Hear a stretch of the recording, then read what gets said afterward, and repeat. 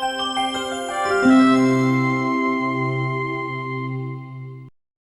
and welcome to Career Launcher.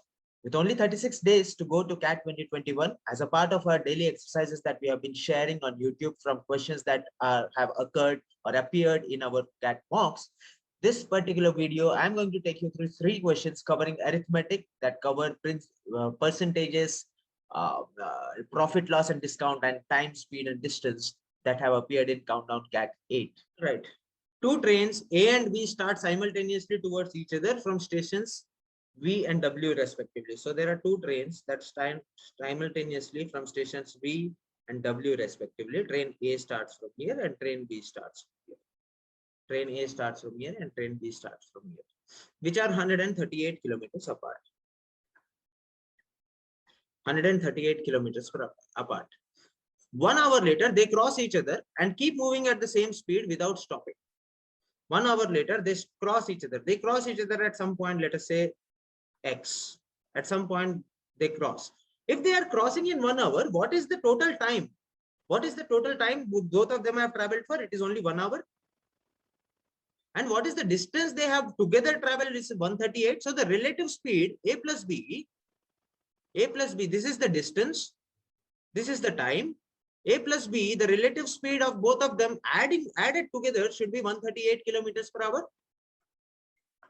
Okay, B arrives at V later than the time at which A arrives at W. That means A is taking lesser time. That means A has to be greater. A has to be greater. So if A plus B is equal to 138 and A has to be greater than B, A has to be greater than B. In that case, A has to be greater than 69, which is the half of 138. A has to be greater than 69. Which of the following can be the speed that A can assume? A can assume 75. It could not have assumed 67.5, 58.5 or 69 kilometers per hour. In such questions, you can neglect the length of the trains. The length of the meter scale of a trader shrinks by 10% in winter. So faulty measure. Okay, shrinks by 10%. What does it mean shrinks by 10%? It shows that it is 100 centimeter, but because it has already shrunk, it has shrunk. It shows 100, it shows 100 centimeter. If it shows 100 centimeter, it's actually only 90 centimeters. So what is going out of the shop? Mal worth 90 rupees is going out of the shop. What is he charging for? He's charging for mal worth 100 rupees. So always remember, in such questions, all you need to find is the ratio of selling price upon cost price. Cost price is what goes out of the shop. Selling price is what comes into the shop. So he gets 100 rupees for every 90 rupees worth of stuff. I don't mind what the actual selling price and cost price is, but the ratio of selling price and cost price because of this activity is going to remain 100 by 90, come what may. Okay, if the trader marks up his cost by 25%, he marks up his cost also by 25%. For every 100 rupees worth mal, he is charging 125 rupees. For every 100 rupees worth mal, he is charging 125 rupees. He gives a discount of 12%. For every 100 rupees worth mal, he is only charging 88. So final ratio of selling price and cost price will be a multiplication of all of these things. You figure that out. This will be 5 times, this will be 4 times. You'll find that the ratio of selling price and cost price is going to be 440 upon 360. Please understand, I am always interested in only one thing, that is kitna aaya and kitna gaya to find profit. Kitna gaya is the cost price. What is going out of the shop is the cost price. What is coming into the shop is selling price. It may be in terms of length, it may be in terms of money, it may be in terms of anything, discount for it, kuch bhi le lo, but kitna aaya, kitna gaya is important. 440 on 360. So what is the profit? 80 rupees. On how much did go out of the shop? 360. 80 upon 360 is 2 by 9 into 100. The profit percentage is 2 by 9 into 100, which will be 22.22%. This is a one-liner solution to the question. Anuj takes a loan of 20% per annum. At 20% per annum, with interest being compounded annually. The loan is to be repaid in 10 equal installments of rupees 7,200 each. However, after the 8th installment, the rate of interest was reduced to 10% for the 9th and 10th year. What is the amount in rupees Anuj will have to repay if he wants to pay the remaining amount of the loan? It is single payment at the end of the 9th year. So this seems to be a little complicated. Let us, however, try to do some math over here. Not math, let us try to apply logic. Let us say 8 years are over. Till 8 years, he has paid some amount. After 8 years, let us say X is the outstanding amount. X is the outstanding amount. At the end of the ninth year, X will grow by 20%. X will grow by 20%, making it 12 by 10x. 12 by 10x, out of which Anuj will end up paying 7,200.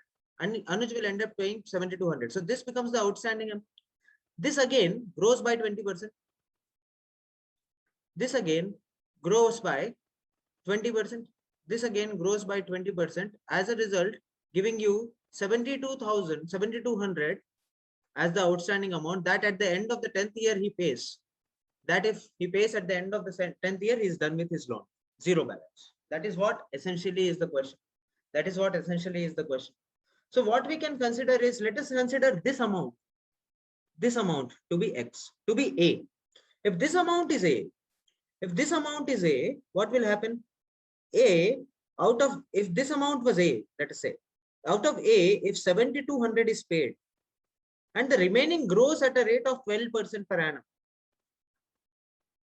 12 by 10 times, should be equal to the final installment amount which he pays at the end of the third year, that is 7,200.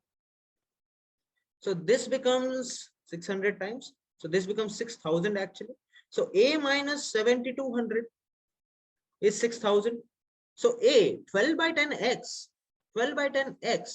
is going to become 13200.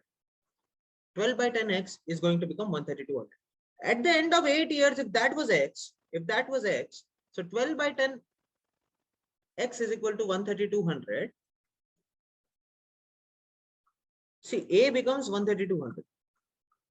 So if 12 by 10x is equal to 13200, so x must be equal to 11,000. X must be equal to 11,000. So the amount outstanding after 8 years should have been 11,000. Initially, the plan, this is all that we did till now, is according to the initial plan that money will grow at 20%. Now the money will actually grow at only 10%. Money will actually grow at only 10%. So after 8 years, we found out that the outstanding amount is 11,000. Outstanding amount after 8 years is 11,000. He wants to pay everything at the end of the 9th year such that the rate of interest is only 10%. So this grows by 10%. As a result, how much does it become? It becomes 11,000. It grows by 10%, 11 by 10.